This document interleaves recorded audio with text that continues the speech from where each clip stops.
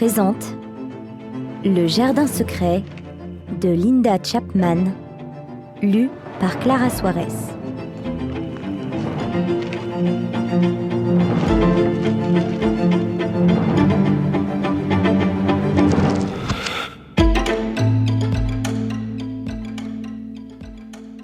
D'après le scénario écrit par Jack Thorne et d'après le roman original de Frances Hodgson Burnett.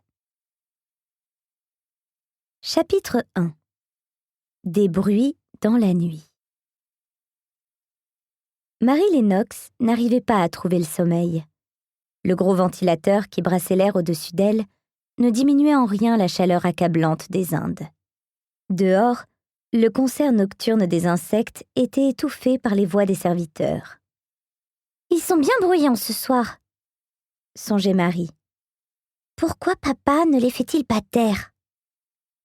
Elle se rassit sur son lit, coinça derrière ses oreilles des cheveux qui la gênaient, et prit sa poupée de chiffon. « Jemima, tu ne dors pas ?» chuchota-t-elle. Pour toute réponse, Jemima se contenta de la regarder. Mary aimait se persuader que Jemima comprenait ce qu'elle lui disait, car elle se sentait moins seule quand elle pouvait lui parler, lui raconter des histoires. Elle s'ennuyait moins. Mary était fille unique, et les domestiques, à l'exception de son Aya, sa nurse indienne, gardaient leur distance avec elle. L'enfant n'avait pas le droit de jouer dehors, car le soleil était trop ardent. Son père était trop accaparé par son travail pour passer du temps avec elle. Du moins, il n'en passait pas autant qu'elle l'aurait souhaité. Quant à sa mère, Mary se mordit la lèvre. Elle savait que sa mère ne l'aimait pas. Il lui arrivait même de penser qu'elle la détestait. « Eh bien, moi aussi, je la déteste !» se dit la petite fille renfrognée. Un cri retentit quelque part dans la villa, suivi par un fracas et un claquement de porte. Le ventre noué par la peur, Mary se tourna vers la porte de sa chambre. Que se passait-il ? Elle avait surpris des conversations de son père qui évoquaient des heurts dans tout le pays. Mary n'y comprenait pas grand-chose, mais il lui semblait que le peuple indien ne voyait plus d'un bon œil la présence des Anglais sur leur territoire et réclamait qu'ils s'en aillent. Le père de Mary et ses amis avaient parlé d'échauffourées dans les rues. Mais il devait sûrement s'agir de rues très lointaines, dans des villes encore plus lointaines. Le personnel indien de la famille Lennox était si dévoué que Mary ne pouvait imaginer qu'ils prennent part à des échauffourées. Non, elle était en sécurité dans cette villa. Elle n'avait absolument rien à craindre. S'efforçant de ne pas entendre les bruits et les cris qui lui parvenaient de l'extérieur de sa chambre, Mary se mit à caresser les cheveux de laine de Jemima. « As-tu peur, Jemima ?» chuchota-t-elle. « Rassure-toi, ce ne sont que des affaires de grandes personnes. Cela te ferait-il plaisir que je te raconte une histoire pour te changer les idées ?» Mary alluma une lanterne, puis descendit de son lit et conduisit Jemima au petit tas de coussins et de plaids qu'elle avait disposés au milieu de sa chambre. Elle entreprit alors de lui raconter une de ses histoires préférées, en l'illustrant par des ombres chinoises.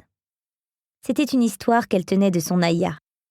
Elle parlait d'un garçon, Rama, et d'une fille Sita qui était amoureux, et du démon qui un jour enleva Sita. Les histoires de la vieille indienne étaient toujours peuplées de dieux et de démons, gorgées de magie et de frissons. Mary n'avait pas tout à fait terminé son récit que les bruits extérieurs s'étaient estompés, et qu'elle-même avait les paupières lourdes.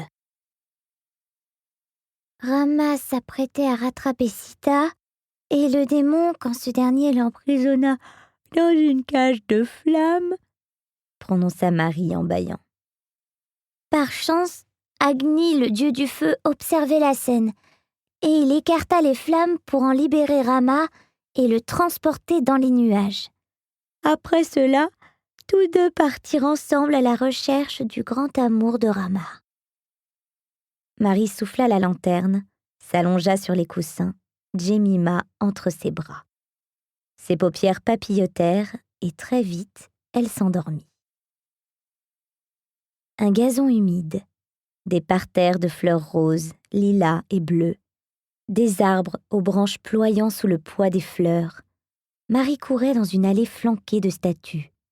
Un adulte lui tenait la main. Elle riait, s'efforçait de ne pas trébucher, et éprouvait un bonheur aussi fabuleux qu'entier. Marie sortit lentement du sommeil. L'espace d'un instant, elle voulut se raccrocher à ce rêve familier.